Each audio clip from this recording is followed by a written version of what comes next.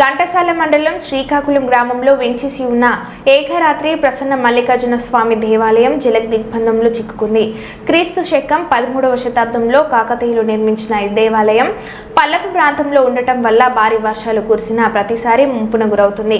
దేవాదాయ ధర్మాదాయ శాఖ ఆధ్వర్యంలో నిర్వహిస్తున్న ఈ పురాతన దేవాలయాన్ని అధికారులు పట్టించుకోకపోవడంతో ఈ దుస్థితి నెలకొందని స్థానికులు ఆరోపిస్తున్నారు. ఈ దేవాలయం పరిధిలో 40 ఎకరాలు పంట పొలాలు ఉన్నా సరైన పర్యవేక్షణ లేక అభివృద్ధికి ఆమడ దూరంగా ఉంటుంది. ఎంతో చారిత్రాత్మక కలిగిన ఈ దేవాలయాన్ని ప్రజాప్రతినిధులు అధికారులు స్పందించి ఆలయ పునర్నిర్మాణం చేసి శ్రీ ఏకరాత్రి ప్రసన్న మల్లికార్జున స్వామి వారి దేవాలయానికి పూర్వ వైభవం కల్పించాలని అర్చకులు గ్రామస్తులు కోరుతున్నారు.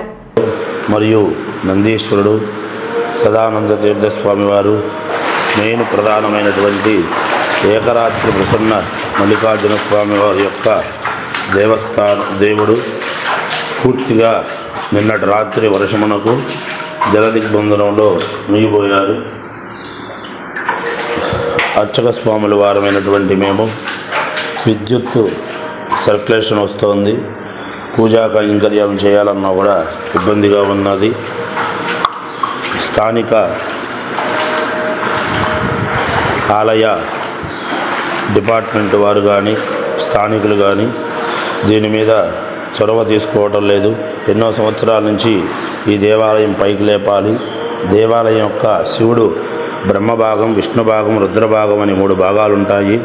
బ్రహ్మభాగం భూమిలో ఉంటుంది, విష్ణుభాగం పానుమట్టంలో ఉంటుంది, రుద్రభాగం మనకు కనబడుతుంది. బ్రహ్మభాగం, విష్ణుభాగం పూర్తిగా పూడిపోయాయి మట్టితో.